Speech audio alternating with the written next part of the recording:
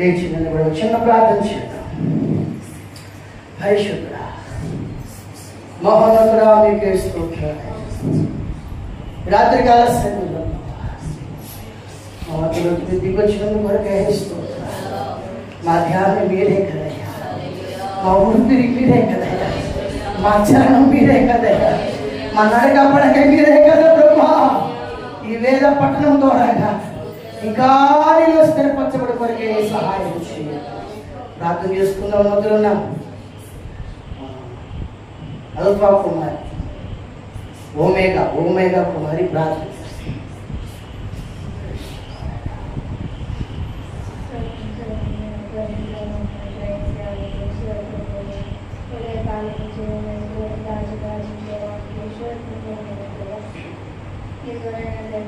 చిన్న గొప్పగా చూపిస్తున్నాం, ఆరాధిస్తున్నాం. మా మధ్యలో మాట్లాడండి, సేవకుల ద్వారా మాట్లాడండి. పరిశుద్ధ నేను వాక్యం ప్రతి ఒక్కరు ఆత్మతోనైనా బలపరిచారు, ఆశీర్వదించు ప్రభా. ఏసయ్య మా ఊపిరి మా ధ్యానం అన్ని నువ్వే ప్రభా. ఏసయ్య పరిశుద్ధుల తండ్రి ఇలా జీవిస్తున్నామంటే నీ కృప వల్ల, దయ వల్ల, రక్ష వల్ల తండ్రి. ఏసయ్య నీకు ఇష్టవుతుందైనా ప్రభా. నీ కృప లేదే నేనేమి చేయలేమునైనా తండ్రి. ఏసయ్య నీకు ఇష్టవుతుందైనా తండ్రి. ఏసయ్య వెళ్తున్నాం వస్తున్నామంటే ప్రభా నీ కృప వల్ల నేను, నీ కృప సేవ వల్ల ప్రభా నీకు ఇష్టవుతుందైనా ప్రభా. నైనా ప్రభా మా పాపాల కొరకునైనా మరణించి తిరిగి చేసిన గొప్ప దేవానికి ఇష్టవుతుందైనా ప్రభా.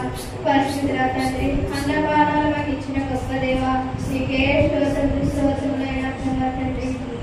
ఇదిగోనా తండ్రి ఆచారకారం చేసే గొప్ప దేవానికి స్తోత్రములైన ప్రభా తండ్రి. ఇక్కడికి వచ్చిన ప్రతి ఒక్క బిడ్డలనైనా ఏ సమస్యలతో ఇరుకుల్లో ఇబ్బందులతో వచ్చి ఉన్నారోనైనా ప్రభా వారి హృదయాలు ఎరిగిన వాడు నా తండ్రి. శ్రేయానికి స్తోత్రములైన ప్రభా తండ్రి. అయినా వచ్చిన వారు అలాగే ఎదుర్కోకుండా ప్రభా తండ్రి నీ ఆత్మని వాకిస్తైనా బలపరిచేవారుగా ఉండాలి ప్రభా. శ్రేయానికి స్తోత్రములైన తండ్రి. నేను ఎప్పుడించేవారుగా ఉండాలి ప్రభా. శ్రేయానికి స్తోత్రములైన ప్రభా. నీకే వందనాలు చెల్లించుకుంటూ ముందు సమయం అంతా నీకు ఇస్తూ ప్రభా ఈ చిన్న ప్రార్థన ఆలకించినది యేసు నామములో ఇస్తున్నాను.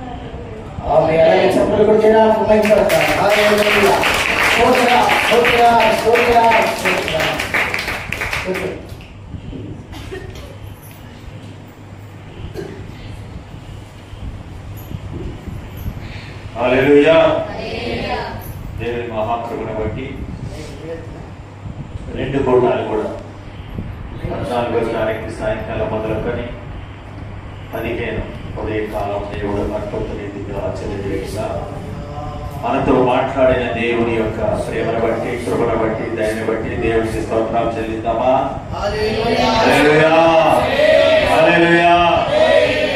దేవుడు తన యొక్క ఆలోచనలు మరి ఈ అంత్య దినాల్లో ఆయన రాకడ సమీపమైనది ఉన్నది కనుక ఆయన బయలుపాటు ద్వారా మనల్ని దేవుడు బలపరుస్తున్నాడు. ఈ కోరికలు మీకు సామాన్యముగా ఉండొచ్చు, కానీ సేవకుడికి ఒక భారంతో కూడిన ఈ కోరికలై ఉంది. ఆయన ఎంతో భారంతో ఆయన యొక్క ఎన్ని ఇబ్బందులున్నా నాకు అప్పచెప్పిన గొర్రెలకి నేను బలమైన ఆహారాన్ని దయచేయాలని, వాళ్ళని బలపరచాలని ఈ కూడికల మీద కూడికలు ఏమంటే సేవకుడు మరి జరిపిస్తున్నాడంటే అది దేవుని యొక్క కృప, ప్రేమ, దేవుని యొక్క నడిపింపే కానీ మరి ఏమి కానీ అది మీరు గ్రహిస్తే చాలా మంచిదని మరి ఈ సందర్భంగా దేవుడి యొక్క ఆలోచనలతో మన జీవిత ప్రయాణంలో బలపడి నడవాలని ప్రేమతో కోరుకుంటున్నాను. హల్లెలూయా. ఎందుకంటే ఇంత వర్షంలో కూడా, ఇంత తుఫాన్లో, మరి భయంకరమైన ఈ యొక్క వాతావరణంలో కూడా దూరం నుంచి మీ మధ్యలోకి వచ్చి మరి దేవుని వర్తమానం అందించడానికి, ఈ ప్రయాణ యాత్ర బయలుపరచడానికి దేవుని యొక్క శక్తే కానీ మా యొక్క శక్తి కాదు, దేవుని బలమే కానీ మా బలము కాదు. కనుక వీటిని మీరు అర్థం చేసుకోవాలని దేవుని ప్రేమతో అడుగుతాం జరుగుతుంది. హల్లెలూయా. మంచిది. మన గత దినాల్లో చక్కగా దేవుని వాక్యాన్ని తెలుసుకుంటున్నాం, దేవుని యొక్క ఆలోచనలు తెలుసుకుంటున్నాం. ఇప్పుడు ఎక్కడ దాకా వచ్చాం మనం? ఈ యాత్ర ప్రయాణంలో ఎక్కడ దాకా వచ్చామండి చెప్పాలి. అయ్యా అంటే ఎక్కడికి వచ్చారయ్యా మనం? ఇలాంటి ఈరోజు అంటే పట్టణంలో 1, 2, 3, 4 దగ్గరికి వచ్చాయట. హల్లెలూయా. మొదటిగా గొర్రెపిల్ల రక్తంలో కడగబడిన ఆ జీవితంలో మనము యేసు రక్తంలో కడగబడి ప్రయాణిస్తున్న జీవితానికి మరి ఈ యొక్క ఆ దినములు రాయబడిన కుమ్మం మీద ఈ రక్తం ఈ దినాల్లో కొత్త నిబంధన దినాల్లో యేసు ప్రభు రక్తంలో కడిగబడిన మనకి సాదృశ్యంగా ఉందని సెలవిచ్చారు. దేవుడు తెలియజేశాడు.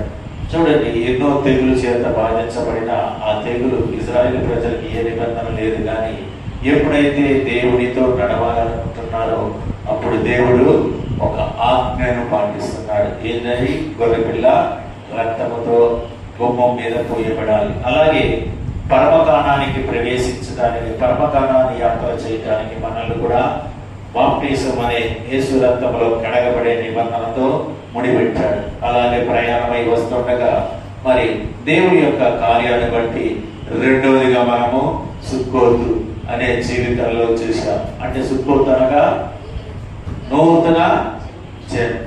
అంటే నువ్వు నీ యొక్క జీవితాన్ని, పాత స్వభావాన్ని విడిచిపెట్టి నూతనమైన స్వభావము కలిగిన వారిగా క్రీస్తుతో నడవాలన్నదే మనము వాక్యము ద్వారా చూసాం. ఎలాగంటే ఒకడు నూతనముగా జన్మిస్తే కానీ పరలోక రాజ్యములోకి ప్రవేశించరు. మూడవదిగా మనం చూసినట్లయితే విశ్వాస జీవితంలో మనము జీవించాలి. నాలుగవదిగా చూస్తే కలవరత జీవితంలో మరి మన జీవిత ప్రయాణంలో ప్రయాణిస్తుండగా ఆ కలవరతలో నుండి మన జీవితాన్ని మనము కాపాడుకునే దేవుడికి ఉండాలి. ఎందుకంటే ఇక్కడ మనం చూసినట్లయితే దేవుడు ఒక నడిపింపు అనేది మనకి చాలా ప్రాముఖ్యముగా మన జీవితంలో ఇక్కడ మనకు కనపడతా ఉంది.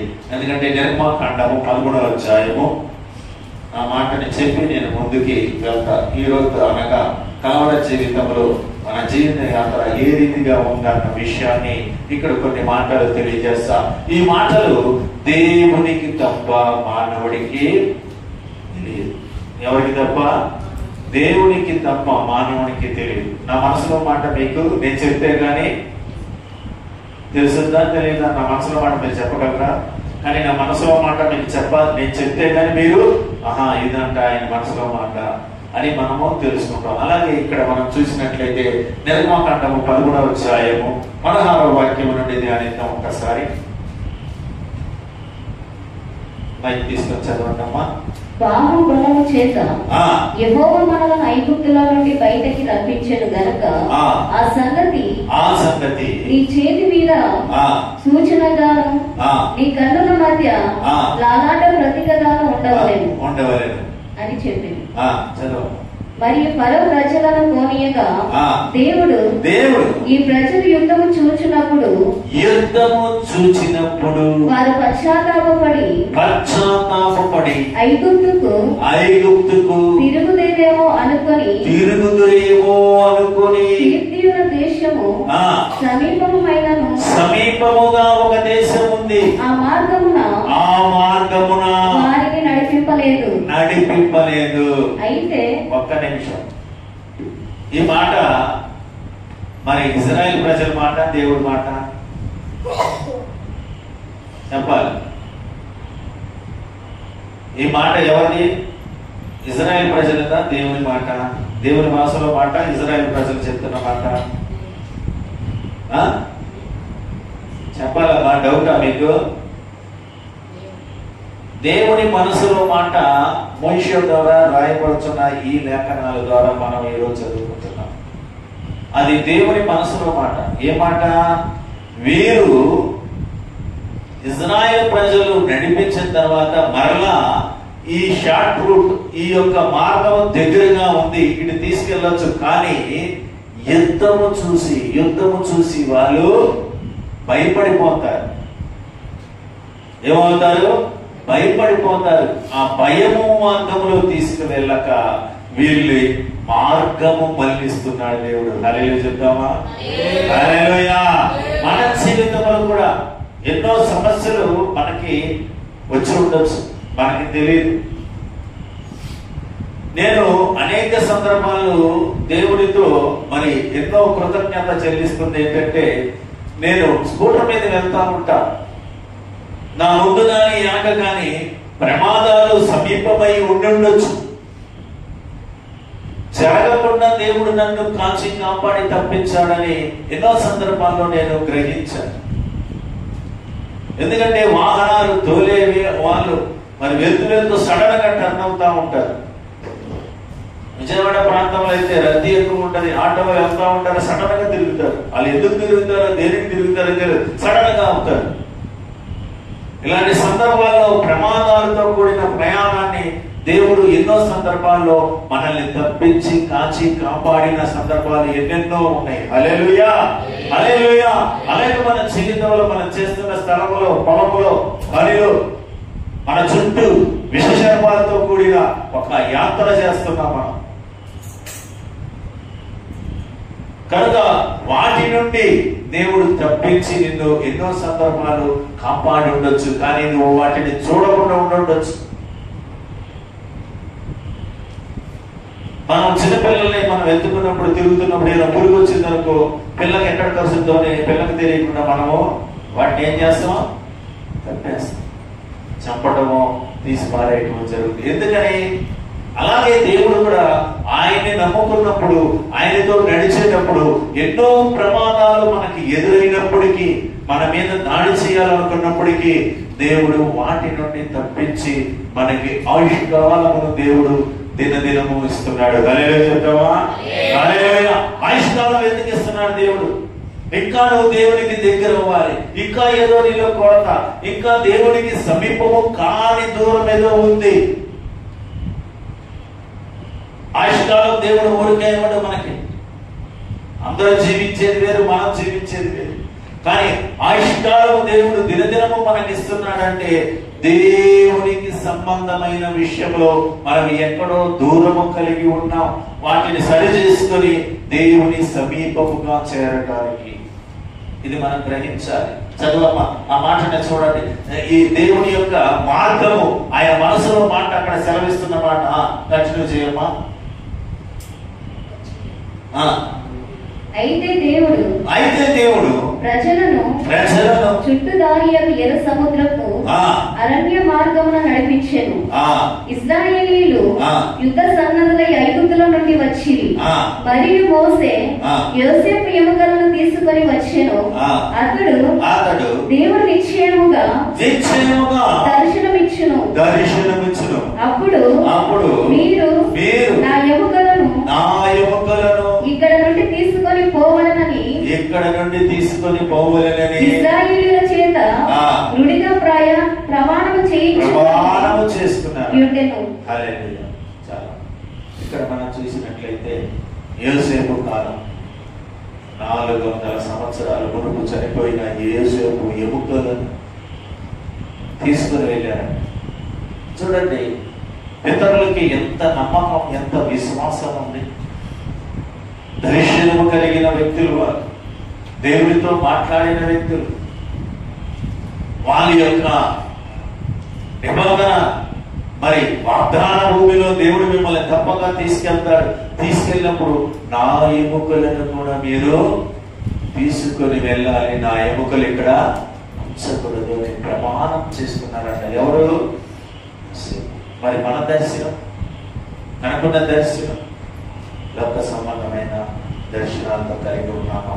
కనుక దేవుడు ఒక ప్రణాళిక, వీరిని ఈ మార్గంలో తీసుకెళ్తే ఇది దగ్గర మార్గం అయినప్పటికీ యుద్ధము చూసి వీరు భయపడతారని ఆయన ఈ ఎర్ర సముద్రము మారుగా దూరమైనా పర్వాలేదు, వీరిని బలపరిచి తీసుకుని వెళ్ళాలి, మార్గంలో వీరిని సరిచేయాలి అని దేవుడి యొక్క ప్రణాళిక ఎంత గొప్ప ఆశ్చర్యం కలిగిస్తుంది.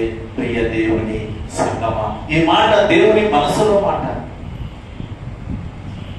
అది కూడా దేవుడు మనకి బయలుపరిచాడంటే దేవుని ప్రేమని నీవు నేను ఎంతగా తెలుసుకోవాలి ప్రియ దేవుని సంగమా.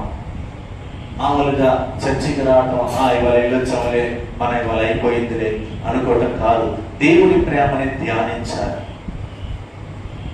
ఉదయకాలం నేను చెప్పిన దివారాత్రములు చదివేవాడు కాదు, బైబుల్ చదివేవాడు కాదు, బైబుల్ పట్టుకునేవాడు కాదు, గుడికి వెళ్ళేవాడు కాదు, చర్చికి వెళ్ళేవాడు కాదు. దాన్ని ధ్యానించాలి. ధ్యానం అంటే దేవుని ఆశ్చర్యమైన కార్యాలు ఎలాగ చేసి ఉంటాడు, ఈ కార్యాలు దేవుడు ఎంత ప్రేమిస్తే ఈ కార్యాలు చేసి ధ్యానించాలి. మనం ధ్యానిస్తామా? ఈరోజు అనేక ధ్యానం దేంట్లో ఉంటుంది? ఒకటి చేతిలో ఉన్న ఫోన్లో, రెండోది టీవీలో, ఇంట్లో ఉన్న టీవీలో. ఇంటి బయటికి వస్తే ధ్యానం. మీ ధ్యానం దేంట్లో ఉంది? చూస్తున్నా. ఎందుకంటే యవన పిల్లలు సేవకు వెళ్ళాల్సిన వాళ్ళు. ధ్యానించకపోతే నువ్వు ఎన్ని సంవత్సరాలు, ఎన్ని క్లాసులు, ఎన్ని డిగ్రీలు, బైబిల్ డిగ్రీలు పట్టుకున్నా వేస్ట్. ధ్యానం అనేది చాలా ప్రాముఖ్యమైనది. హల్లెలూయా, హల్లెలూయా. అపోస్తలులు ధ్యానించబట్టే ఆయన పరిశుద్ధ గ్రంథాలని రాయగలిగారు. అనేక ప్రవక్తలు ధ్యానించబట్టే దేవుని యొక్క ఆలోచనలు రాయగలిగారు. అని ఈ రోజుల్లో డిగ్రీల మీద డిగ్రీలు, బైబిల్ డిగ్రీలు, పెద్ద పెద్ద క్లాసులు, లక్షలు చదివి చరిత్ర చెప్పడానికి సరిపోతున్నారు కానీ దేవుని మనస్సును వివరించడానికి వాళ్ళ వల్ల కాదు. దేవుని మనస్సు ప్రాముఖ్యమైనది, చరిత్ర ప్రాముఖ్యమైనది కాదు. దేవుని ప్రేమ గొప్పది. దేవుని ప్రేమను ధ్యానించగలిగి వాటిని వివరించగలిగిన సేవకుడు గొప్పవాడు. పట్టాలు పట్టుకొని తిరిగే సేవకుడు కాదు ప్రియ దేవుని సంగమం. నేను ఏ కాలేజీలో చదవలే, ఏ పట్టా పట్టుకోవాలి. దేవుడి సన్నిధానంలో నాకంటూ ఒక సపరేట్ గది ఉంటుంది. అక్కడ కూర్చుంటా పూర్వీకుల యొక్క మాటలు, పూర్వీకుల యొక్క ధ్యానము, పూర్వీకుల యొక్క మెసేజ్లు, వారు ఎంత బలముగా దేవుని వాక్యాలు చెప్పగలిగారో వాటిని ధ్యానిస్తూ, వాటిని వింటూ నా జీవిత యాత్రలో దేవుని గురించిన విషయాలు ఎన్నో తెలుసుకున్నా కనుక ఈ రోజు మీ ముందు నిలబడగలిగా. నేను చదివింది తమిళ్, తెలుగు అయినప్పటికీ దేవుడి యొక్క మాటలు చెప్పడానికి దేవుడు ఎంతో గొప్పగా నన్ను బలపరిచి మీ ముందు ఈ రాత్రి కాలం ఉంచి ఉన్నాడు. హల్లెలూయా, హల్లెలూయా. కనుక దేవుడు ఇశ్రాయేలు ప్రజలకి తోడుగా ఉన్నాడు. వీళ్ళు కలవరత పడుతున్నారు, కలవరదక్కర్లేదు. వీళ్ళు కలవరంతో కల్లడిల్లిపోతున్నారు.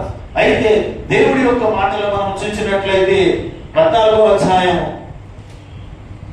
10వ వాక్యాన్ని ఒకసారి, నిర్గమకాండము 14వ అధ్యాయం 10వ వాక్యాన్ని ఒకసారి ధ్యానిద్దాం.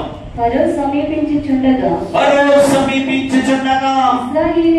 ఇశ్రాయేలీయులు కనులెత్తి ఐగుప్తీయులు తమ వెనుక వచ్చుట చూచి మిక్కిలి భయపడ్డారు. యెహోవాకు మొరపెట్టిరి.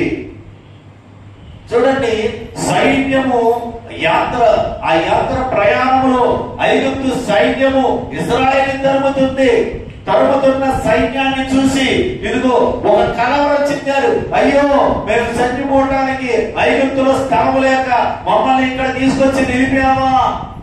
మోషే,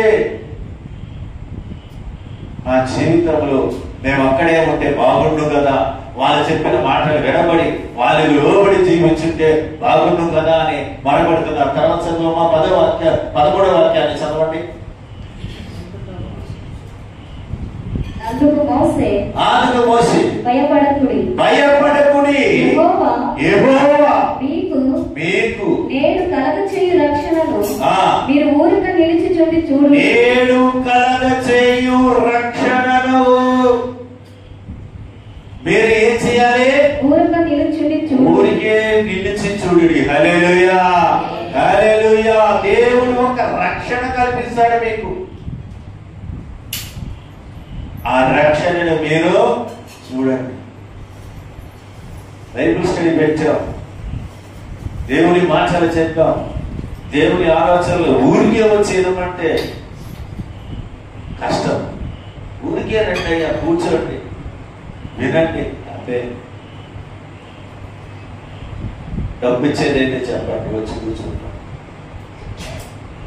ఈరోజు చాలా మంది ఆ రీతిగానే ఉన్నారు. పెద్ద పెద్ద సంఘాల్లో ఈరోజు ఆ రీతిగానే బస్సులు పెట్టి, భోజనాలు పెట్టి తీసుకెళ్ళి ఆ భోజనం కొరకు పెట్టే ప్రయాణికులు, ఆ భోజనం కోసం వెళ్ళే ఆ విశ్వాసులు దేవుని వాక్యం వినటానిక, దేవుడితో నడవటానిక.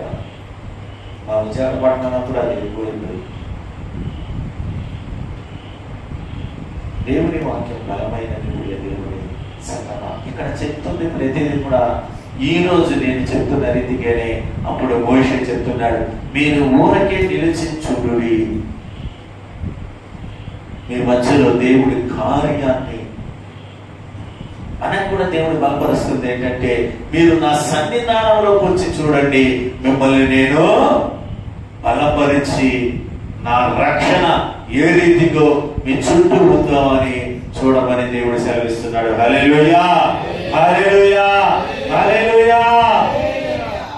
దేవుడు రక్షణ కవచం, రక్షణ కోట, రక్షణగా మనకుంటే ఎంత గొప్ప ధన్యం తెలుసా అండి.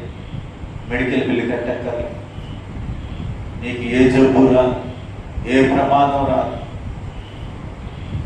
ఏ విధమైన ఇబ్బందులు రాదు, హాస్పిటల్ చుట్టూ తిరగక్కర్లే, నీ సంపాదన తీసుకెళ్లి హాస్పిటల్లో పోయక్కర్లే. ఎందుకంటే ఆయన చుట్టూ, నీ చుట్టూ ఏముంది? ఆయన రక్షణ. నీ గుడారమునకు ఏ తెగులు, హల్లెలూయా, ఏమనండి? నీ గుడారమునకు, ఈ శరీరం అనే గుడారమునకు ఏ తెగులు సమీపిస్తుందా? చెప్పాలి, సమీపించదు. ఏ తెగులు, ఎటువంటి తెగులు వచ్చినా, కరోనా వచ్చినప్పుడు ఇంజక్షన్ తగేసుకున్నారు. నేను మా పాస్టర్ మాత్రం వేసుకున్నారు మాత్రం. దేవుడు ఇప్పుడు ఏమంటున్నారు? వేసుకున్న వాళ్ళందరికీ ఏం జరుగుతుంది?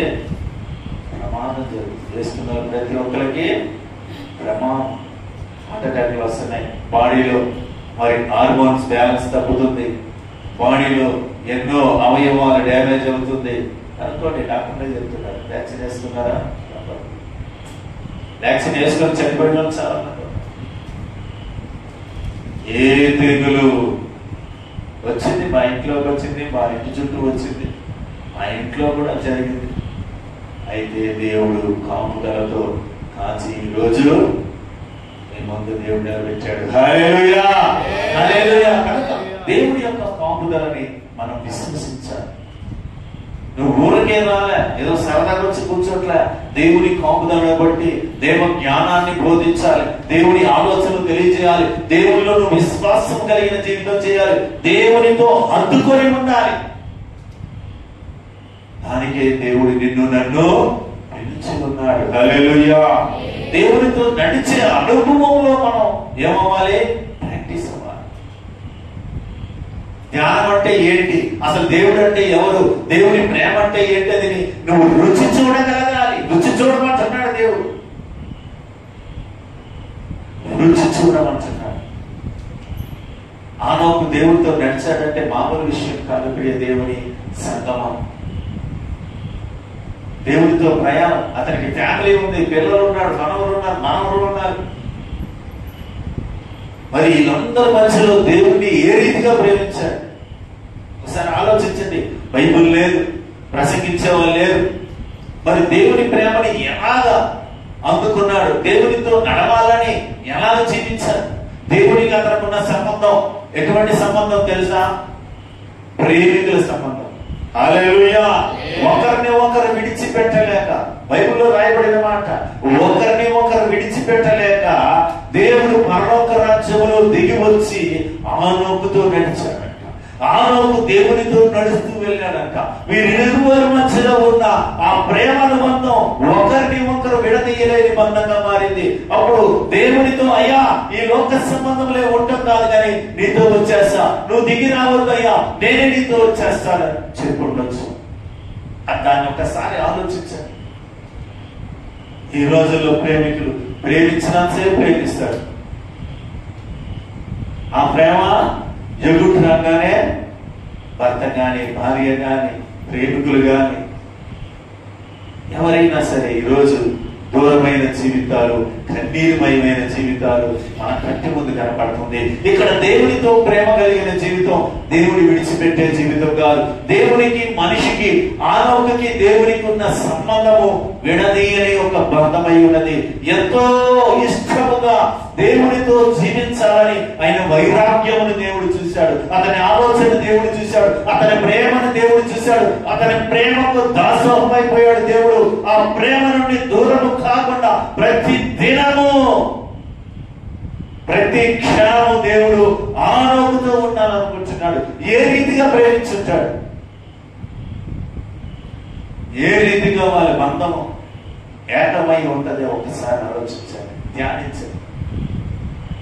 ఈ రోజు కూడా ఆయన సజీవముగా దేవునితో ఉన్నాడు. హల్లెలూయా, హల్లెలూయా, హల్లెలూయా. మీరు నేను ప్రేమిద్దామా? ప్రేమించే అనుభవం కావాలా ఉందా? ఈ లోక ప్రేమ శాశ్వతమా? ఒకటి ప్రేమిస్తే ఎన్ని సంవత్సరాలు ప్రేమిస్తారు? మీకు పెళ్ళయి ఆయన ఆయుష్కాలం 60, 70, 80, 90. దాని తర్వాత ప్రేమించే వయసు లేదు, జీవించే వయసు లేదు. తర్వాత ఒక్కరోజు రెండో రోజు తీసుకెళ్ళిపోయారే ముందు నేను ఎంత అందుకున్నాడో అంత దూరంగా తీసుకెళ్ళి అనేమంటాడు. ఎందుకంటే ఏమొస్తుంది? నీ ప్రేమ ఇంపుగా ఉంటుందా, కంపుగా ఉంటుందా? చెప్పాలి. నీ ప్రేమ అయ్యో నా భర్తే, అయ్యో నా భార్యను అందుకున్న వాళ్ళు ఇంపుగా ఉంటుందా, కంపుగా ఉంటుందా? కంపు. చనిపోయిన తర్వాత ఇంపుగా ఉంటుందా? కంపు. మరి నీ ప్రేమ కంపు అన్న విషయాన్ని గుర్తుపెట్టు. నువ్వు ఎవరిని ప్రేమిస్తున్నా ఆ ప్రేమ కంపు, ఇంపుగా. ఉప్పు లేనంతవరకే అది ఇంపు, తర్వాత కంపే. కనుక దేవునితో నడిచామంటే ఎప్పుడు కూడా నిత్య నిత్యము కంప, ఇంపు. హల్లెలూయా చెప్తామా? సంతోషం రాట్ల, మీకు సంతోషం రాట్ల. సంతోషం వస్తే గట్టిగా ఏం చెప్తారు? హల్లెలూయా. కుర్రాలు జైలు కొట్టమంటే ఏం జైలు కొడతారు? ఊపిరి బిగబెట్టుకుని జైలు కొడతారు. దేవుడి తల్లి చెప్పమంటే ముసలాల కంటే బలహీనలు అయిపోయారు. అవమానం బలివరిస్తారు, ఊరంతా ఏకమయ్యేలా. కనుక ప్రియ దేవుని సంగమా, దేవుని ప్రేమని మనము చూసే వారముగా ఉండాలి. కనుక ఈ అనుభవాలు మన జీవితంలో దేవుని ప్రేమని గ్రహించడానికి మన యాత్రలో ఈ ఎంతో ప్రాముఖ్యత అయి ఉన్నాయి. దేవుడు మరి ఇజ్రాయేల్ ప్రజల ముందు నడిచే దేవుడు వెనక వారికి తోడుగా ఉన్నట్టుగా అదే అధ్యాయము మనము 14వ అధ్యాయంలోని 19వ వాక్యాన్ని ఒక్కసారి చూస్తే,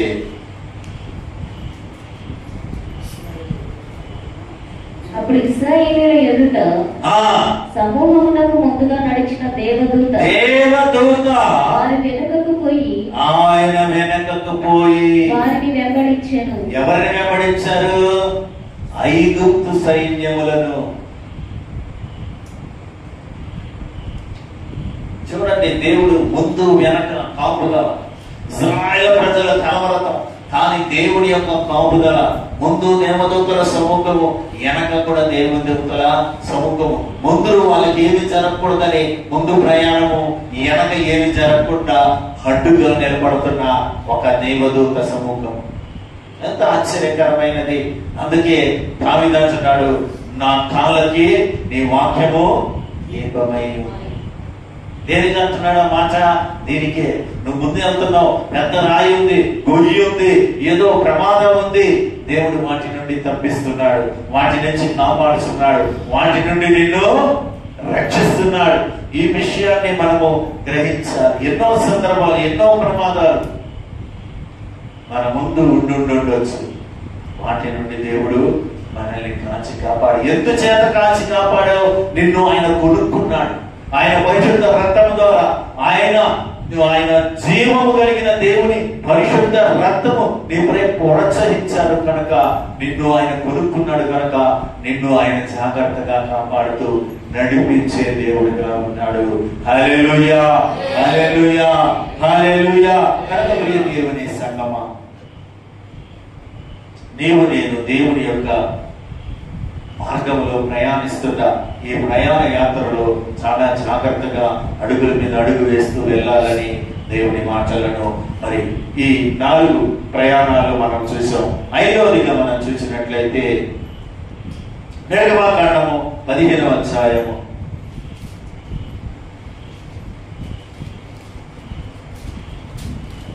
22వ వాక్యాన్ని ఒకసారి ధ్యానిద్దాం. నిర్గమకాండము 15వ అధ్యాయము 22వ వాక్యాన్ని మనం ఒకసారి ధ్యానిద్దాం.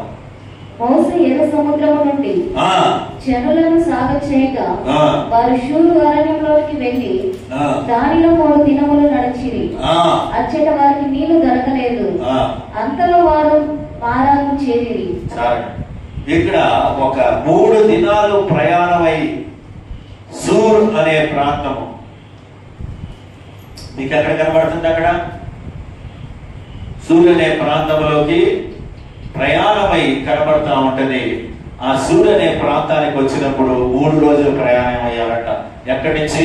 ఎర్ర సముద్రం నుంచి వేరే వచ్చిన తర్వాత సూర్ అనే ప్రాంతానికి వచ్చారు. ఈ సూర్ అనే ప్రాంతం మన జీవితంలో ఏం సూచిస్తుందంటే వేరుపాటు జీవితం. ఏ జీవితం? వేరుపాటు జీవితం. అంటే ఈ ఎర్ర సముద్రం దాటక ముందు వీళ్ళు ఎవరితో జీవించారు? ఐగుప్తు లోక సంబంధమైన కార్యాల్లో జీవించారు. ఇప్పుడు వీళ్ళు జీవించడానికి ఎవరు కూడా, ఏ మనుషుడు కూడా, అరణ్య యాత్రలో ఏ మనిషి కూడా లేరు. ఎవరున్నారు? ఈ సైన్యం, ఇజ్రాయెల్ సైన్యం మాత్రమే ఉంది. హల్లెలూయా.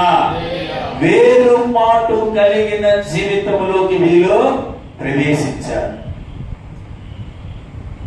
కనుక ఈ ఎర్ర సముద్రము దాటక ముందు వీళ్ళ ఆలోచనలు, వీళ్ళ అలవాట్లు, వీళ్ళ యొక్క కార్యాలన్నీ కూడా లోక సంబంధమైన కార్యాలతో ముడిపడి ఉంది కనుక ఈ ప్రాంతంలో నుండి ఎర్ర సముద్రమును దాటిన తర్వాత 3 దినాలు ప్రయాణం అయిన తర్వాత వీరి యొక్క జీవితము వేరుపాటు కలిగిన జీవితముగా ఉంటుంది. ప్రియ దేవుని సంగమా, హల్లెలూయా, హల్లెలూయా, హల్లెలూయా. లూకా సువార్త 16వ అధ్యాయం 19వ వాక్యాన్ని ఒకసారి ధ్యానిద్దాం.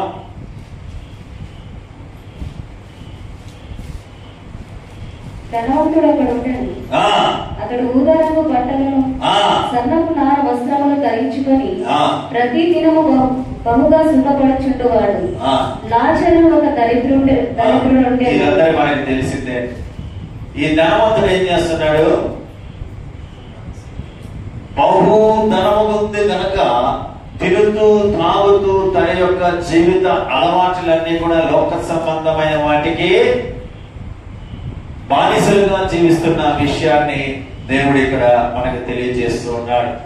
అయితే ఒక దరిద్రుడి గురించి కూడా అక్కడ ఉంది. అతను రాజు అయి ఉన్నాడు. ఇద్దరు చనిపోతున్నారు. ఏమవుతున్నారు? ఇద్దరు చనిపోయారు. ఎక్కడికి వెళ్ళారు?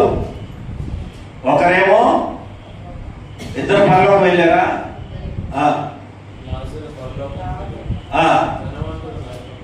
ఎక్కడికి వెళ్ళాడు? నరకానికి వెళ్ళాడు. నరకానికి వెళ్ళి ఏమన్నాడు? అయ్యా నేను భలే సంపూర్తిగా భలే చక్కగా హ్యాపీగా ఉన్నాను అంటున్నాడా? ఎవరిని అడుగుతున్నాడు? ఏమని అడుగుతున్నాడు అక్కడ? అబ్రహామా, అబ్రహామా, తండ్రివైన అబ్రహామా, నా యందు కనికరపడమంటున్నాడు. ఇప్పుడు చనిపోయిన ధనవంతుడు దేహంతో వెళ్ళాడా? ఆత్మతో వెళ్ళాడా? మరి ఆత్మకి ఏముంది? ఇక్కడ మీరు చాలా జాగ్రత్త గ్రహించాలి. సూది గుచ్చుకోగానే అమ్మ అంటున్నారా? అమ్మ అంటున్నారా? ముళ్ళు గుచ్చుకోగానే ఏమంటారు? అమ్మ అంటారు. ఆ నొప్పి దేనికి? నువ్వు అనుకుంటున్నావు శరీరానికని కాదు, ఆత్మకి.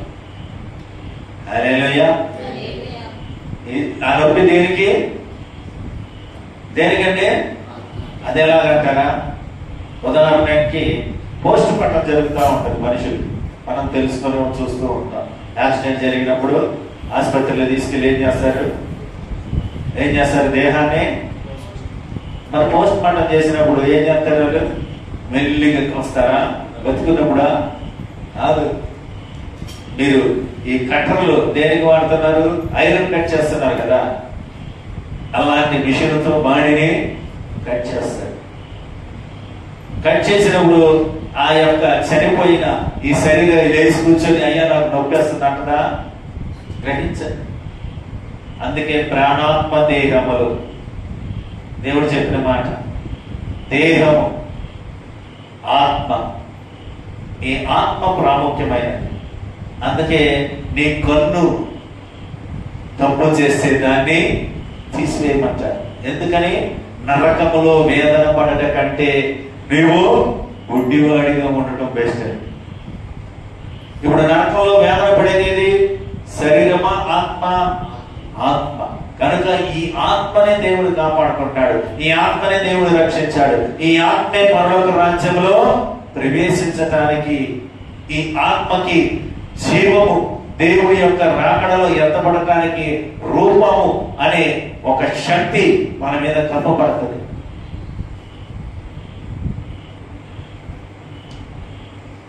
ఇంకా దాని గురించి కొద్దిగా డెప్త్ గా చెప్పాలంటే, మరి యేసు ప్రభు చనిపోయిన తర్వాత, పునరుద్ధానం అయిన తర్వాత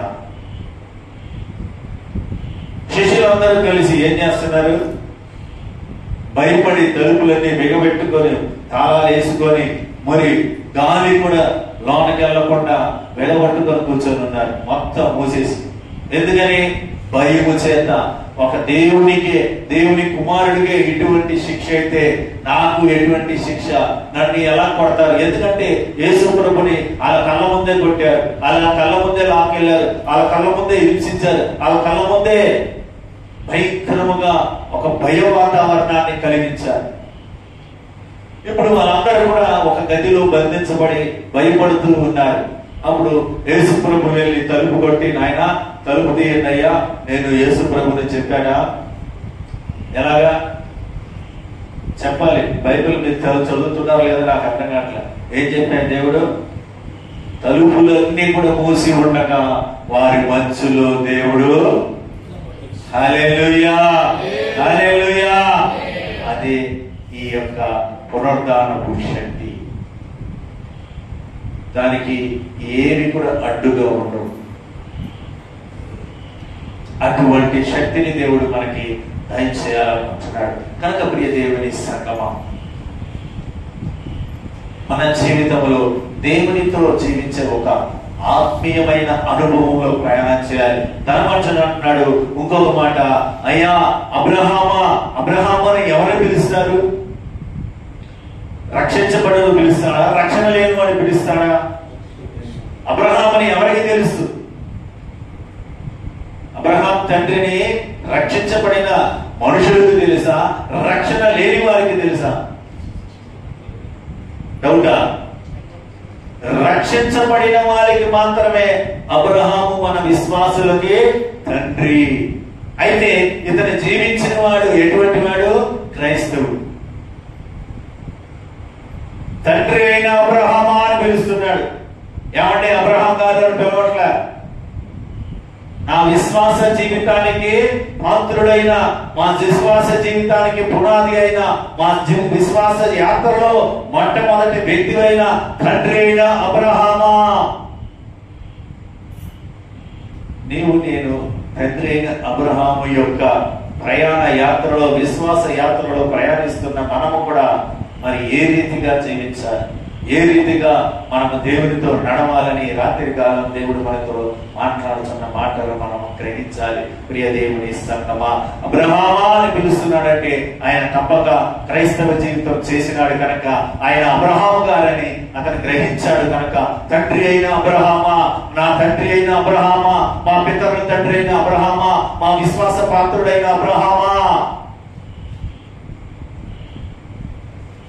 మరి మన జీవితాన్ని మార్చుకోవడానికి దేవుడి రాత్రి కాలం ఎంతో గొప్ప అవకాశాన్ని మనకి దయచేస్తున్నాడు. ఈ లోక సంబంధమైన జీవితంలో జీవిస్తుంటే నీ జీవితం ఏమై ఉండాలి? వేరుపాటు కలిగి ఉండాలి. ఏ పాటు? నూతన మనసు కలిగి ఉండాలి. ఇక్కడ వేరుపాటు కలిగి ఉండాలి. కనుక దేవుని యొక్క ఆలోచనలు మనము చూస్తున్న ప్రియ దేవుని సంగమా, రోమిలికి రాసిన పత్రిక 12వ అధ్యాయము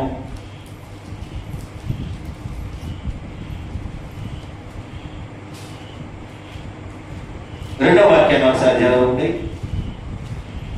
ఈ లోక మర్యాదలను అనుసరింపగా, ఈ లోక మర్యాదలను అనుసరింపగా, ఉత్తమమును అనుకూలమును సంపూర్ణమైన దేవుని చిత్తము పరీక్షించి తెలుసుకున్నట్లు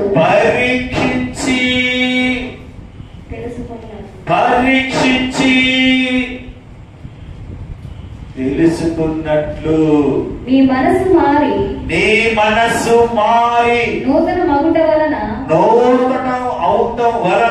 రూపాంతరం పొందుడి. ఏమవుతారంట?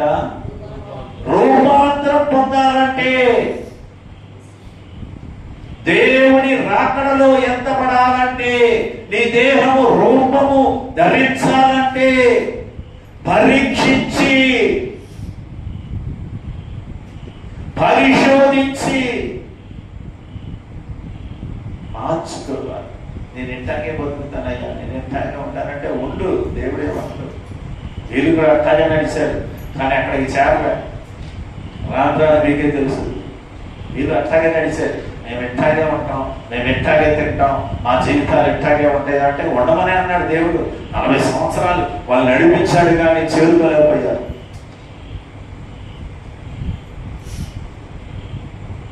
శాపము చేత చేయి దేవుడు చేతులు ఎత్తేశాడు. ఎంత చెప్పినా మారట్లేదు, ఎంత ఉపదేశించినా వీరు లోక సంబంధమైన నా కుటుంబం, నా బిడ్డలు, నా తత్వం, నా భర్తలు, నా ఈ జీవితమే చేస్తున్నారే, కానీ దేవునితో నడిచే ఆలోచనతో వీరు నడవట్లేదు. ఎంతసేపు ఆ లోక సంబంధమైన కార్యాలు, శరీర సంబంధమైన కార్యాలు, వీటితోనే నడుస్తున్నారేమో. చూడండి, నువ్వు రూపాంతరం చెందాలంటే చక్కగా రోమా పత్రికలో రాయబడిన మాట ఎంత గొప్ప ఆశీర్వాదకరంగా దేవుడు ఈ రాత్రి కాలం మనతో మాట్లాడుతున్నాడు. ప్రియ దేవుని సంగమా, మొదటి కొరింథీయులకు రాసిన పత్రిక 2వ అధ్యాయము 6వ వాక్యాన్ని ధ్యానించినట్లయితే,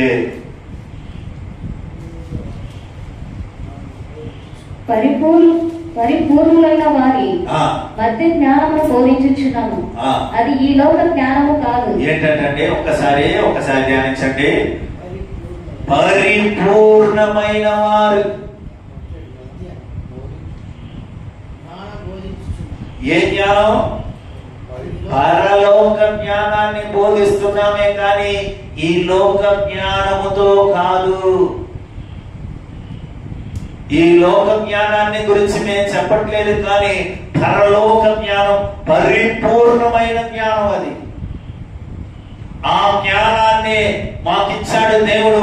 ఆ దేవుని దగ్గర పొందుకున్నాం. ఆ దేవుని ఆశీస్సుల ద్వారా, దేవుని అభిషేకం ద్వారా, పరిశుద్ధాత్మ శక్తి ద్వారా మీకు బోధిస్తున్నాం. ఈ లోక మాటలు కాదు, ఈ లోక ఆలోచనలు కాదు, ఈ లోక జీవితము కాదు, ఈ లోక వేషం కాదు. వేరుపాటు కలిగిన ఆ జీవితానికి పరలోక జ్ఞానముతో, హల్లెలూయా, హల్లెలూయా, హల్లెలూయా, పరలోక జ్ఞానముతో, పరిశుద్ధాత్మ అభిషేకముతో, పరిశుద్ధాత్మ శక్తితో మేము ప్రకటిస్తున్నాం.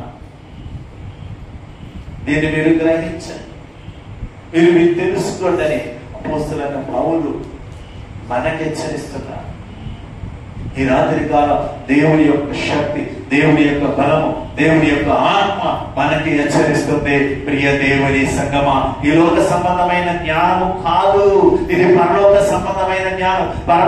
పరలోక సంబంధమైన జ్ఞానం దేనికంటే నువ్వు పరిశుద్ధపరచబడాలి, పరిశుద్ధ జీవితం చేయాలి. పరలోక రాజ్యంలో నీకంటూ ఒక స్థానాన్ని యేసయ్య సిద్ధపరుస్తున్నాడు కనుక, ఆ స్థానానికి నువ్వు వారసుడు కనుక, ఆ వారసుడుగా నువ్వు జీవించాలి కనుక ఇదిగో ఆ జ్ఞానముతో హల్లెలూయా నీకు ఉపదేశిస్తున్నాను. అటువంటి జ్ఞానాన్ని దేవుడు మనకి కలగజేస్తున్నాడు కనుక ప్రియ దేవుని సంగమా, దేవుని యొక్క అభిషేకాన్ని, దేవుని యొక్క ఆలోచనల్ని మనం గ్రహించి జీవించాలి. ఏదో జీవిస్తున్నాం కదా, వస్తున్నాం కదా, పాస్టర్ గారితో ఉంటున్నాం కదా అంటే పాస్టర్ గారు మిమ్మల్ని ఎవరు తీసుకెళ్ళరు. ఏ పాస్టర్ తీసుకెళ్ళారు? పరలోక జ్ఞానాన్ని అనుసరిస్తే పరలోకాన్ని నువ్వు చేద్దాం. హల్లెలూయా. ఎంత పెద్ద పాస్టర్ అయినా సరే గ్యారంటీ మనం చాలు. భూప్రపంచంలో ఎంత పెద్ద ధనికుడు పాస్టర్ అయినా సరే, నువ్వు ఎంత గొప్ప పాస్టర్ పిలుచుకొచ్చినా సరే, నేను తీసుకెళ్తానయ్యా, నేను పరలోక రాజ్యం చెప్పను. చాలా మంది చెప్తారు, ఎవరు చెప్పాడు నీకు ఆశీర్వాదం రాదు. ఆశీర్వాదం ఎందుకు వచ్చేస్తుందండి? దేవుని మార్గంలో నడిచిన వారికి ఆశీర్వాదం వస్తుంది. దేవుడు చెప్తున్నాడు నువ్వు ఆశీర్వాదం పొందాలంటే నా మార్గంలో నడవాలని. వీళ్ళు చెప్తారు, ఎవరు చెప్పారు నీకు ఆశీర్వాదం రాదని. ఆశీర్వాదం పొందాలంటే దేవుని యొక్క అడుగు చాటలలో నడవాలి. హల్లెలూయా, హల్లెలూయా. ప్రియ దేవుని సంగమా, పరలోక జ్ఞానము ద్వారా పరిశుద్ధ ఆత్మ దేవుడిని మనకిచ్చి పరిశుద్ధ అభిషేకము ద్వారా దేవుడు నిన్ను నన్ను హెచ్చరిస్తూ పరిశుద్ధ ఆలోచన కలిగిన మార్గాన్ని మనకు బోధిస్తూ ఆయన ప్రయాణ యాత్రలో మనకు ముందుకి ఈ లోకములో తీసుకెళ్ళడానికి పరిశుద్ధాత్మ దేవుడు అంత్య దినాల్లో, కృపా దినాల్లో ఆయన సంచరిస్తూ ఉపదేశిస్తున్నాడు. హల్లెలూయా, హల్లెలూయా. మాట్లాడేది నేను కాదు, ఇది ఒక పాత్ర. ఈ పాత్రని దేవుడు వాడుకుంటున్నాడు. దేవ జ్ఞానం, అజ్ఞానిని నేను, దేవ జ్ఞానముతో దేవుడు నీతో మాట్లాడుతున్నాడు.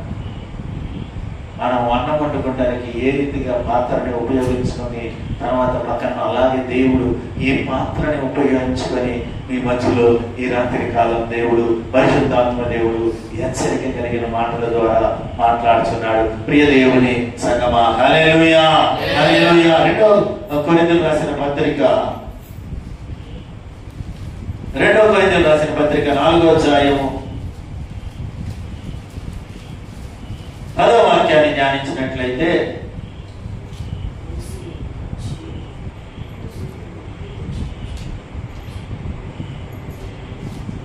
యేసు యొక్క జీవము మా శరీరమందు ప్రత్యక్షపరచబడుటకై యేసు యొక్క మరణానుభవమును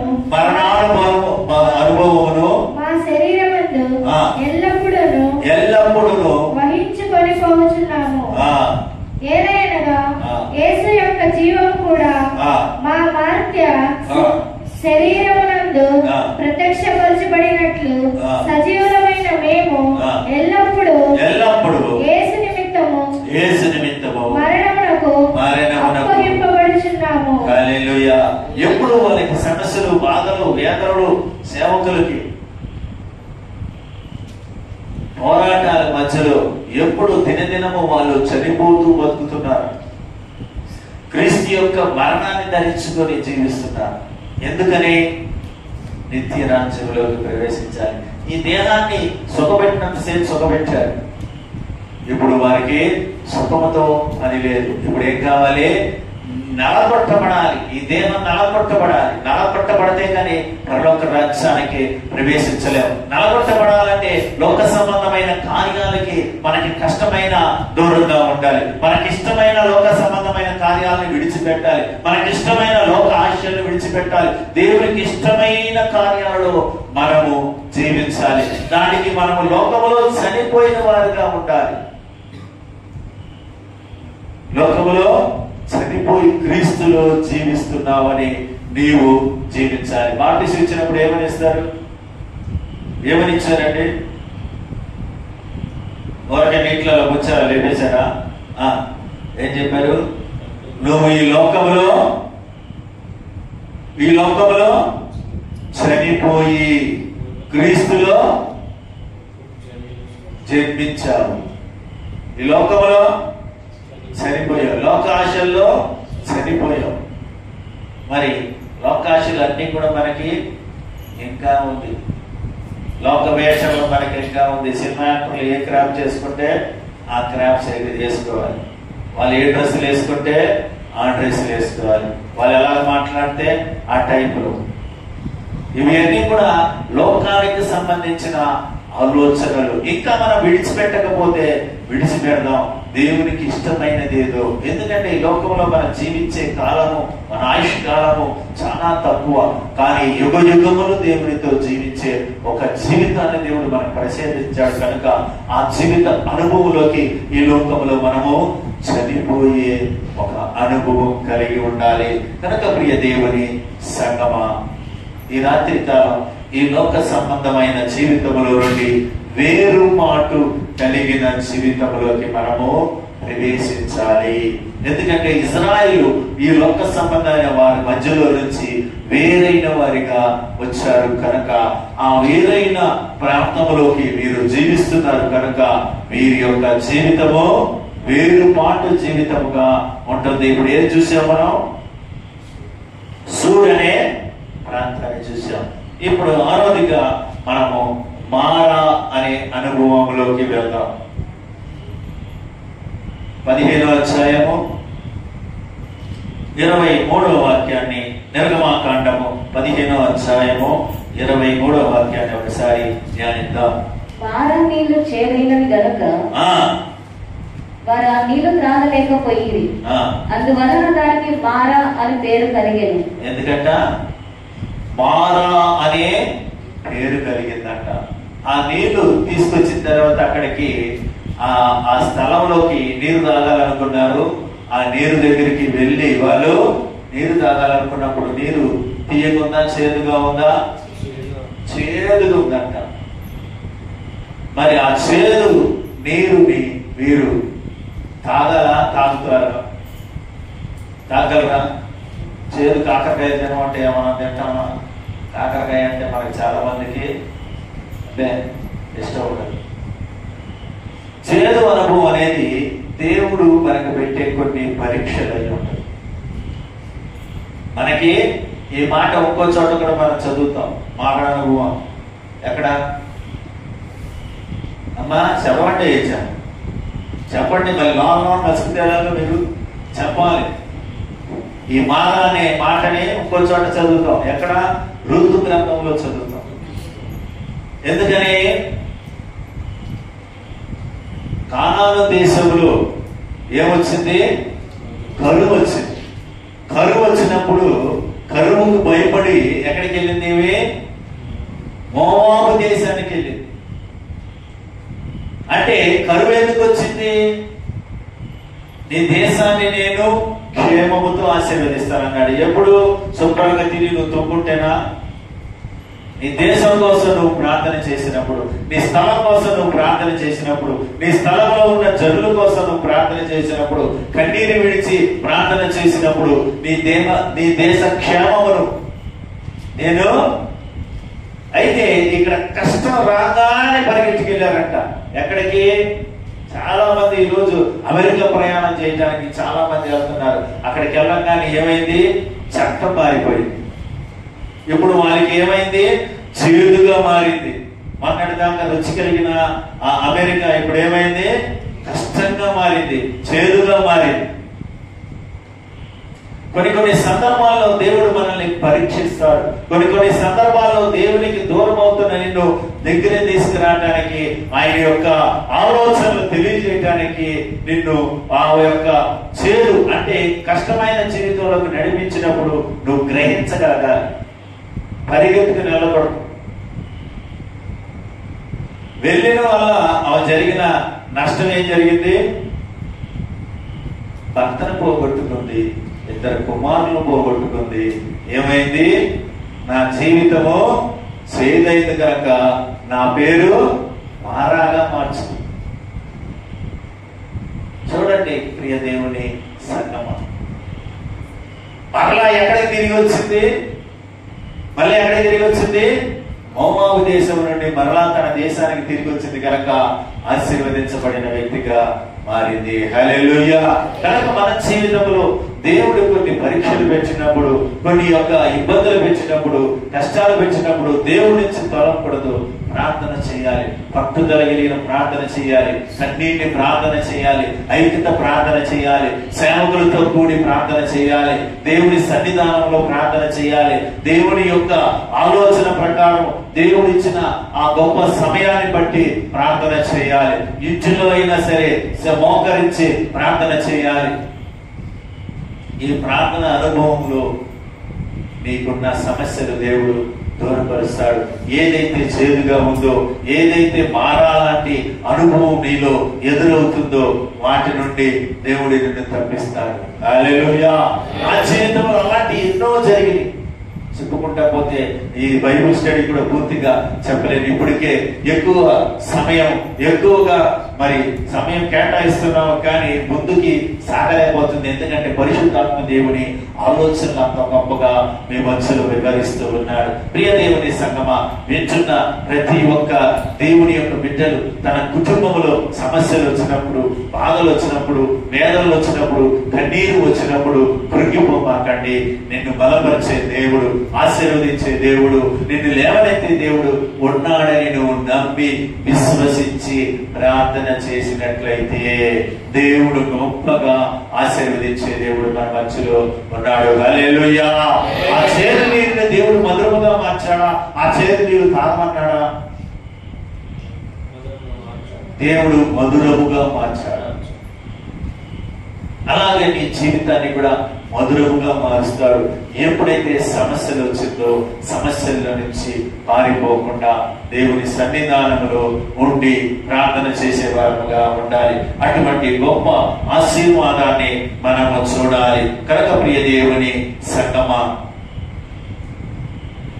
నేను దేవుని యొక్క సన్నిధానంలో నిలిచి ఉన్నాం కనుక ఈ రాత్రి కాలం మనము ఈ మానవ అనుభవం మన జీవితంలో ఎంతో ఎంతో ఎంతో బలపరచడానికి, శ్రమలలో దేవుడి యొక్క కార్యం మనలో జయకరంగా జరిపించడానికి దేవుడు ఏ శ్రమ పెట్టినా ప్రార్థన చేస్తూ దేవుని యొక్క శక్తిని, ఆశీర్వాదం పొందాల్సిందిగా ప్రభు పేరట కోరటం అవుతున్నది. హల్లెలూయా. ఇప్పుడు మరొక స్థానాన్ని మనం చూద్దాం. నిర్గమాకాండము 15వ అధ్యాయము 27వ వాక్యాన్ని మనం ధ్యానించినట్లయితే, తరువాత వారు ఎలీమునకు వచ్చిరి. ఎక్కడికంట? ఎలీం. ఎక్కడికి వచ్చారు? ఎలీమునకు వచ్చిరి. ఇది మారా అనుభవం మనం చూస్తున్నాం. ఇది ఎలీం. ఇక్కడ ఏముంది? అక్కడ 12 నీటి బుగ్గలను 12 నీటి బుగ్గలను 70 ఈత చెట్లను ఉండెను. ఏంటంటే 70 ఈత చెట్లు కలిగిన ఆ ప్రాంతం ఉంది. ఎన్ని ఉన్నాయంట? 12 నీటి బుగ్గలు, 70 చెట్లు. ఈ 12 దేనికి సూచనగా ఉంది? సేవకులు బాగా చెప్పుకుంటారు, అపోస్తల ఉపదేశానికి లోబడే జీవితానికి అది సాదృశ్యంగా ఉంది. మరి 70 అదంటే కరెక్ట్ చెప్పేశారు. 12 అపోస్తలు లేపారు కనుక యేసు ప్రభు అపోస్తల ఉపదేశం ఉన్నారు.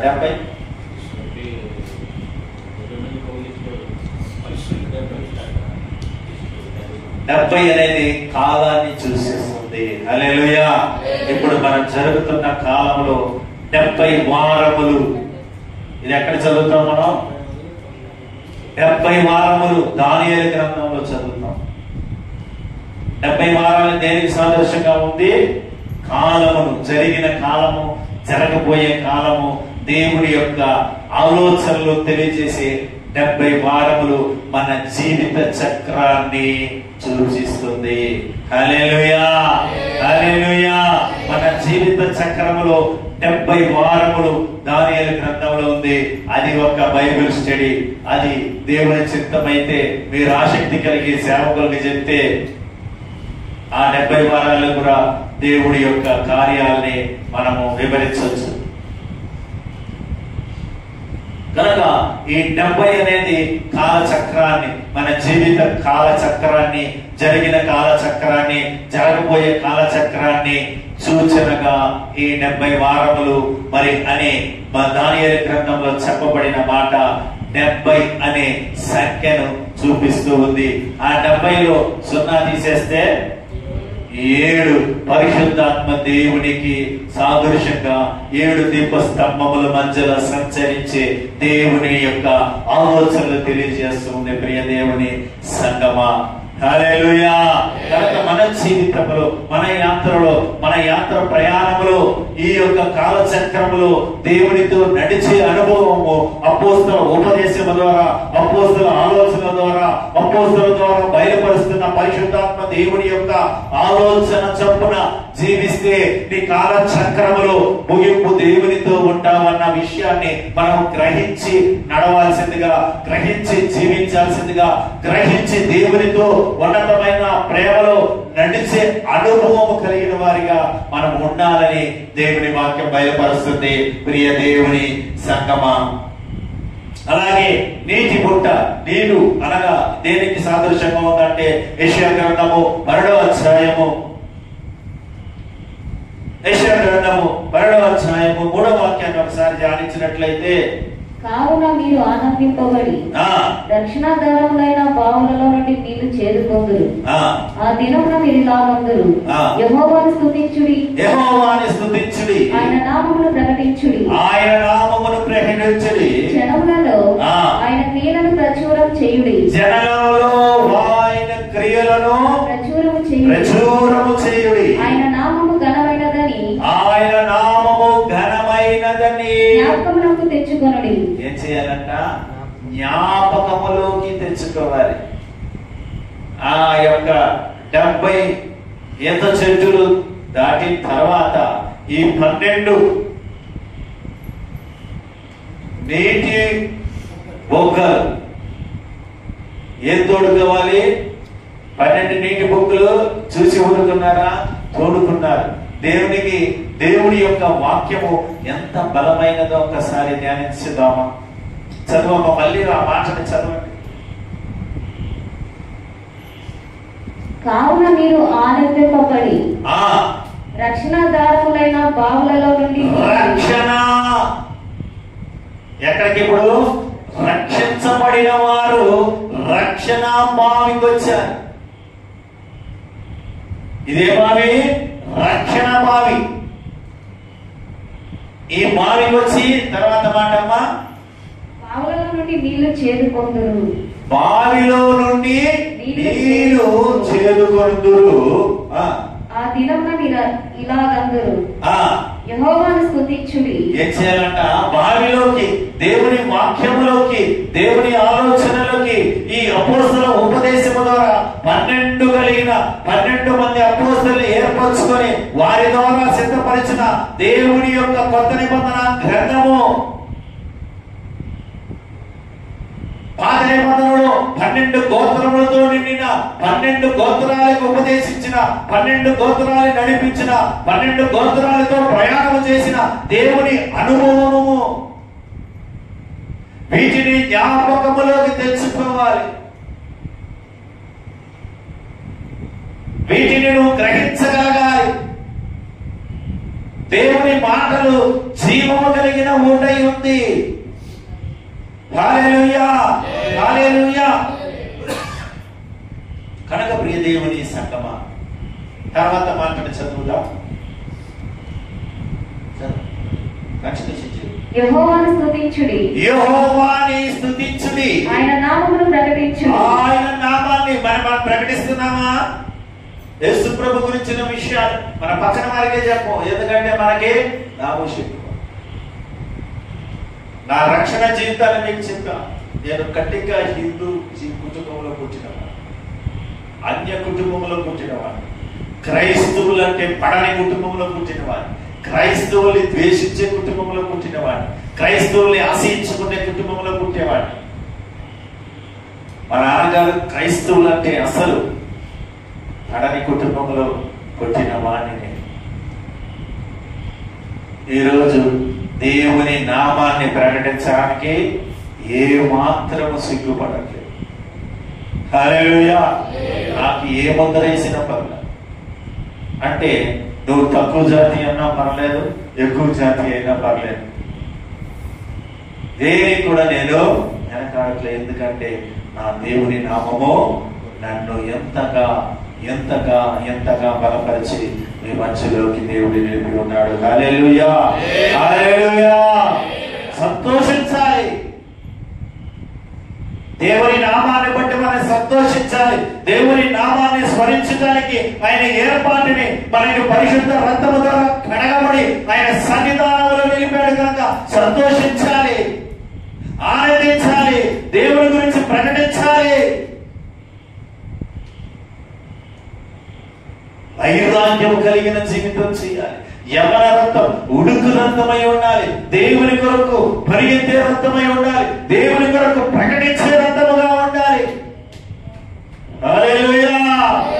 అటువంటి గొప్ప సాక్షి జీవితం నీవు నేను చేయాలి. ప్రియ దేవుని సంగమా, యోహాను సువార్తలో యేసు ప్రభువు ఒక మాట అంటాడు. మనం చూసినట్లయితే యోహాను సువార్త 7వ అధ్యాయం 38, 39వ వాక్యాన్ని ధ్యానించినట్లయితే,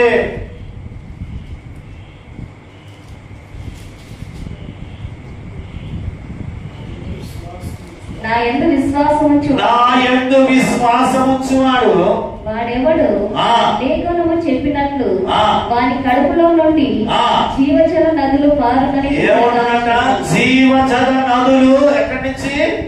కడుపులో నుండి పారుతాయి.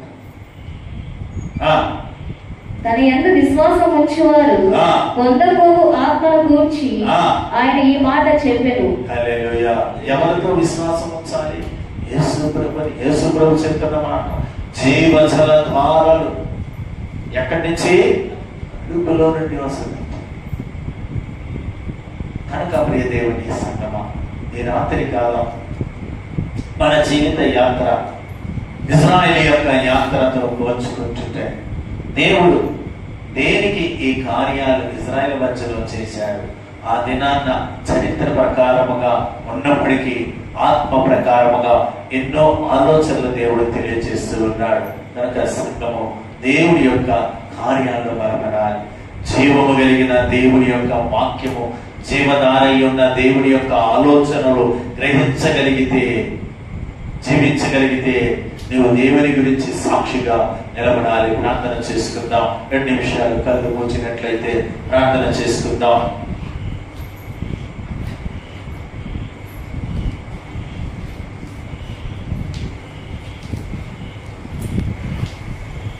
హల్లెలూయా. స్తోత్రం, స్తోత్రం, స్తోత్రం దేవా. అయ్యా స్తోత్రం, స్తోత్రం, స్తోత్రం ప్రభువా. మీకే స్తోత్రాలయ్యా, స్తోత్రాలయ్యా, స్తోత్రాలయ్యా దైవమే.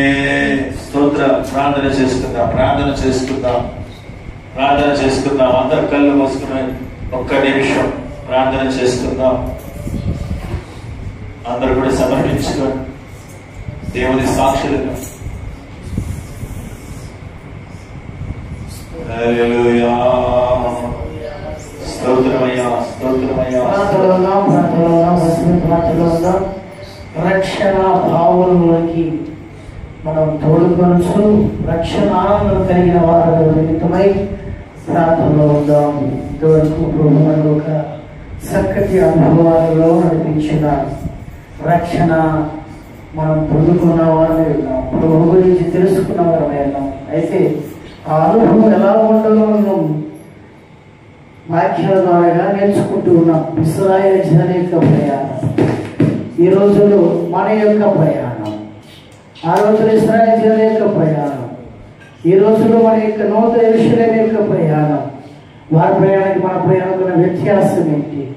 వారి ప్రయాణం ఏం జరిగింది, మన ప్రయాణం ఏం జరగాలి? ప్రార్థన చేసుకుందాం. మన జీవితంలో దేవుని యొక్క పరిశుద్ధాత్మడు మనకు అనుగ్రహించబడాలి, ఆత్మను గ్రహించబడాలి. యోహాను సువార్త 7వ అధ్యాయము 39వ వచనం రాయబడినది. పరిశుద్ధాత్మ దేవుడు కొరకు రాయబడిన మాటలను రాయబడుచున్నది. పరిశుద్ధాత్మ చేత నడిపించబడాలి. ఎందరు దేవుని ఆత్మ చేత నడిపించబడుదురో వారందరూ దేవుని కుమారుని రాయబడుచున్నది. ఈరోజు రాత్రి నువ్వు నేను మనం పరిశుద్ధాత్మకు నడిపించబడే వారు ఎవరి నిమిత్తమై ప్రార్థన చేద్దాం. ప్రభా చేతులు పైకెత్తి ప్రార్థించండి. ప్రభా నన్ను పరిశుద్ధాత్మకు నడిపించండి. లేవండి పరిశుద్ధాత్ముడా, చెప్పండి పరిశుద్ధాత్ముడా, పరిశుద్ధాత్ముడా, పరిశుద్ధాత్ముడా నీవు నన్ను నడిపించండి అయ్యా. చెప్పండి నన్ను నడిపించండి అయ్యా. నీవు నన్ను నడిపించగలవు,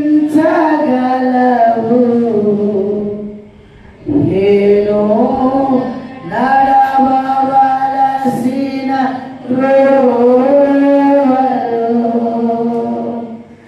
నీవు నన్ను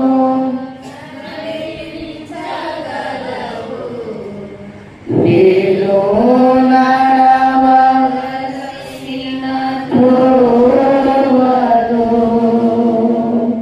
నీవు నన్ను నడిపించగలవు, నేను నడవవలసిన త్రోవలో. యేసయ్యా నీవు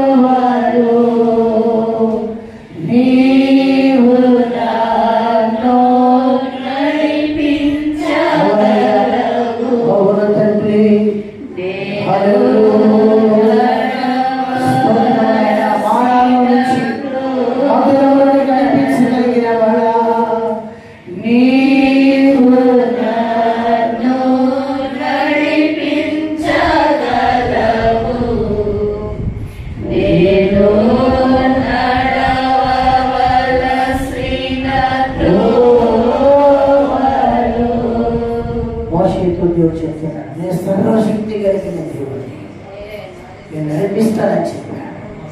అబ్రహాముతో మాట్లాడుతున్నాడు, నేను సర్వశక్తిగా దేవుడిని, నాకు అసాధ్యమైనది ఏదైనా ఉన్నదా అని మాట్లాడుతున్నాడు. నువ్వు నమ్మిన దేవుడు సర్వశక్తిమంతుడు అని విశ్వసించాలి. ఆయన సర్వశక్తిమంతుడే, కానీ నీవు విశ్వసించాలి, నేను విశ్వసించాలి. నేను నువ్వు నమ్మిన కదా అక్కడైబడింది. నమ్ముట నీ వలనైతే, నమ్ము వాని వలన, నమ్మిన వాని వలన అన్ని జరుగుతాయి. ఈ దేవుడు ఈరోజు రాత్రి సర్వశక్తి కలిగిన దేవుడని నమ్మితే చేతులు బట్టి ప్రార్థించేద్దాం. నీ మార్గం ఎలాగైనా సరే, నీ మార్గం ఎలాగో ఉన్నా సరే, ఎలాంటిదైనా సరే, పరిస్థితి ఎలాగైనా సరే చెప్పండి, యేసయ్యా నీవు నడిపించగలవయ్యా. చెప్పండి, పరిశుద్ధాత్ముడా. చెప్పండి, పరిశుద్ధాత్ముడా, పరిశుద్ధాత్ముడా నీవు నడిపించగలవయ్యా, నీవు నడిపించగలవయ్యా. చేతులు పైకెత్తి చెప్పండి, నువ్వు నడిపించగలవయ్యా. చెప్పండి, పరిశుద్ధాత్ముడా, పిలవండి, పరిశుద్ధాత్ముడా, పరిశుద్ధాత్ముడా నీవు నడిపించగలవయ్యా, నీవు నడిపించగలవయ్యా, నీవు నడిపించగలవయ్యా. అందుకే చెప్పండి, అందుకే నీ చేతికి అప్పగించుకుంటున్నా. చెప్పండి, నీ చేతికి అప్పగించుకుంటున్నాను, నీ చేతికి అప్పగించుకుంటున్నాను, నీ చేతికి అప్పగించుకుంటున్నాను. ఈరోజు నుంచి ప్రభు నిన్ను నడిపించాలి, ఈరోజు నుంచి ప్రభు ఆత్మను నడిపించాలి. అలాగా ఎవరైతే ఆశపడుతున్నారు ఇక్కడ నిమిషం ప్రార్థించేద్దాం, ప్రార్థించేద్దాం. నువ్వు దేవుని ఆత్మ నడిపించబడితేనే సర్వశక్తి గల దేవుడిని తెలుసుకుంటావు. లేకపోతే నీకు అర్థం కాదు, దేవుడి యొక్క మర్మానికి అర్థం కాదు. మనం కొరింథీ రాసిన 2వ అధ్యాయం 7వ వచనం చదువుకున్న మొదటి కొరింథీలో దేవుడు జ్ఞానమై ఉన్నాడు, పరిపూర్ణ మధ్యలో మేము బోధిస్తున్నాం. అది లోక సంబంధమైన జ్ఞానము కాదు, దేవుడి జ్ఞానము. ఆ జ్ఞానం మర్మమై ఉన్నది, ఆ జ్ఞానం మర్మమై ఉన్న దేవుడి జ్ఞానము నువ్వు పొందుకోవాలంటే నువ్వు నడిపించబడాలి, దేవుడి ఆత్మ చేత నడిపించబడాలి, దేవుడి కృప చేత నడిపించబడాలి, దేవుడి వాక్యం చేత నడిపించబడాలి. నడిపించబడే వారి జీవితమే ఆనందంగా ఉంటుంది. లేకపోతే నీకు దుఃఖము, ఆయాసము, బలహీనము, నిరుత్సాహము, ప్రాణం మీద నీకు విరక్తి కలుగుతుంది. చేతులపై ప్రార్థించేద్దాం, ప్రార్థించేద్దాం. ప్రభు ఆత్మదేవుడా నన్ను నడిపించు, ఈరోజు రాత్రి నడిపించు. నువ్వు సర్వశక్తి కలిగిన దేవుడని నేను తెలుసుకోవాలయ్యా. నీ నామం యెహోవా అని మోషేకు తెలియపరచావు, నాకు తెలియపరచు, మా గ్రామస్తులు తెలియపరచు, మా ప్రాంతానికి తెలియపరచు. హల్లెలూయా. మాట్లాడువారా నీకు స్తోత్రాలు. నీ పిల్లలు కూడా ప్రభువారైనా నడిపించగలిగిన వాడమని మాతో బోధించుకునే స్తోత్రమైనా, నడిపించవాడా మీకే స్తోత్రాలైనా, నడిపించవాడా మీకే స్తోత్రాలైనా, నడిపించవాడా మీకే స్తోత్రాలైనా. హల్లెలూయా, హల్లెలూయా. నీ చేతితో నన్ను పట్టుకో, నీ ఆత్మతో నన్ను నడుపు. చెప్పండి, నీ చేతితో నన్ను పట్టుకో, నీ ఆత్మతో నన్ను నడుపు.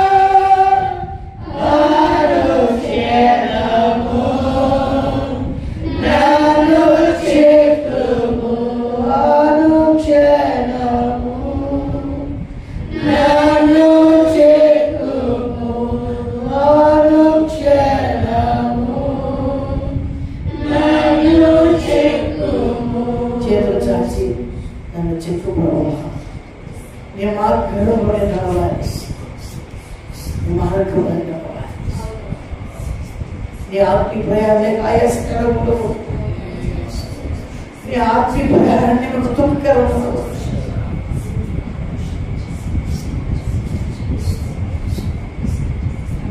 స్తోత్రం. హల్లెలూయా. Praise the lord. మా ప్రయాణ సంతోషకరంగా మార్చండి, ఆనందమైన యాత్రగా మార్చండి.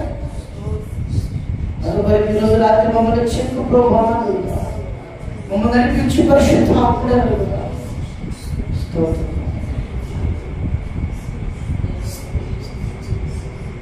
యేసు నామములో చున్నాం తండ్రి. ప్రభు అందరికీ కృపించేందుకు కొరకే దేవునికి స్తోత్రాలు చెల్లిద్దాం. స్తోత్రం స్తోత్రం స్తోత్రం స్తోత్రం. ఇంతమంది దాసుని బలపరిచి వారి కొరకే దేవునికి స్తోత్రాలు చెల్లిద్దాం. స్తోత్రం స్తోత్రం స్తోత్రం. రేపు ఉదయం జరిగే కుడి కొరకే దేవునికి స్తోత్రాలు చెల్లిద్దాం. స్తోత్రం స్తోత్రం. రేపు సాయంత్రం జరిగే కుడి కొరకే దేవునికి స్తోత్రాలు చెల్లిద్దాం. స్తోత్రం స్తోత్రం స్తోత్రం. బలహీనంగా యోసేపును దేవుడు బలపరచును కొరకే చేతులెత్తి స్తోత్రాలు చెల్లిద్దాం. స్తోత్రం స్తోత్రం స్తోత్రం స్తోత్రం స్తోత్రం స్తోత్రం. ప్రభు మనందరి సమకూర్చినందుకు కొరకే స్తోత్రాలు చెల్లిద్దాం. స్తోత్రం స్తోత్రం. తండ్రి అయిన దేవుని కొరకే స్తోత్రాలు చెల్లిద్దాం. స్తోత్రం స్తోత్రం స్తోత్రం. కుమారుని క్రీస్తు కొరకే స్తోత్రాలు చెల్లిద్దాం. స్తోత్రం స్తోత్రం స్తోత్రం. పరిశుద్ధాత్మ కొరకే స్తోత్రాలు చెల్లిద్దాం. స్తోత్రం స్తోత్రం స్తోత్రం స్తోత్రం. ఆయన త్వరగా రానే ఉన్నాడు కనుక స్తోత్రించెదము. స్తోత్రం స్తోత్రం స్తోత్రం. ఈ రాత్రి మంచి నిద్ర, మంచి స్వప్నాలు, దర్శనములు కలిగించి ఒక నూతన దినాన్ని దయచేయాలి. అందుకొరకే స్తోత్రించెదము. స్తోత్రం స్తోత్రం స్తోత్రం స్తోత్రం. ఘనత మహిమ ప్రభావాలు ఆయనకే చెల్లించి స్తోత్రించెదము. స్తోత్రం స్తోత్రం స్తోత్రం స్తోత్రం స్తోత్రం. హల్లెలూయా. కొంచెం ముగింపు ప్రార్థన చేసుకుందాం. ఆశీర్వాదం జరిగే ముగింపు.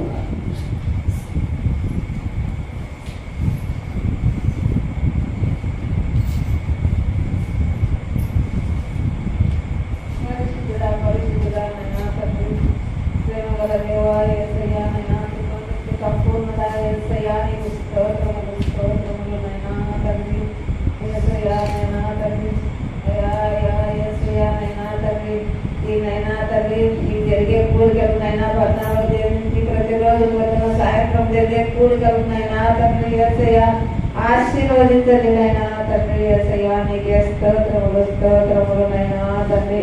అయ్యా పరిశుద్ధాత్ముడా పరిశుద్ధాత్మ దేవా యేసయ్యా నీకే స్తోత్రములు స్తోత్రములనైనా తండ్రి.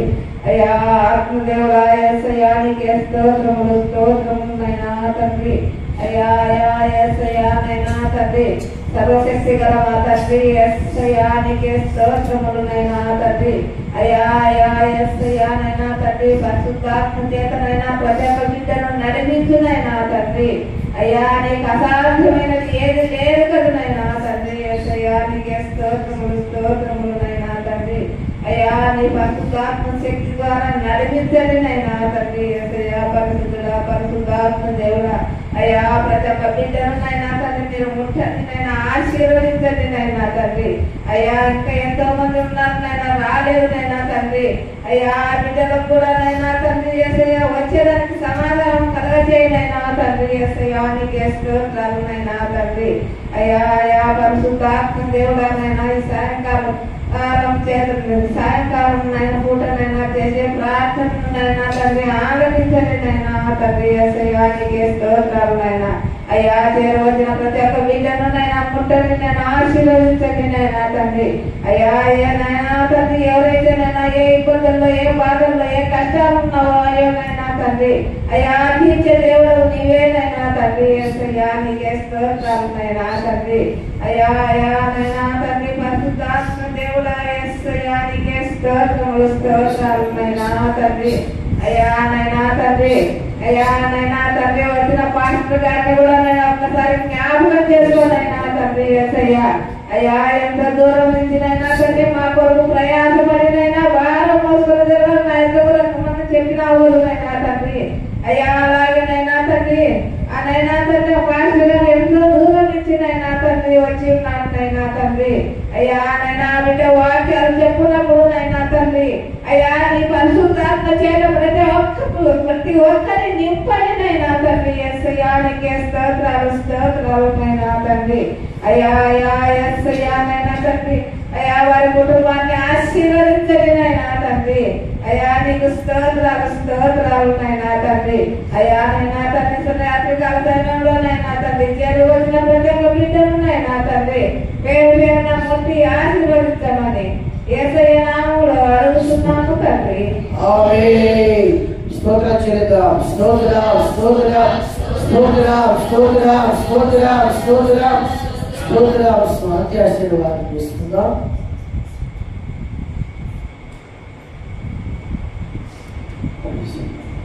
హల్లెలూయా. తండ్రి యొక్క ప్రేమయు కుమారుని యొక్క కృపయు పరిశుద్ధాత్మ అన్యోన్య సహవాసము మీతోను మాతోను ఇలా విధానం వచ్చిన ప్రతి కుటుంబాలను ఆయన అక్కడ పర్యాంతరం కాచి కాపాడి నడిపించుగాక. ఆమేన్. హల్లెలూయా. హల్లెలూయా.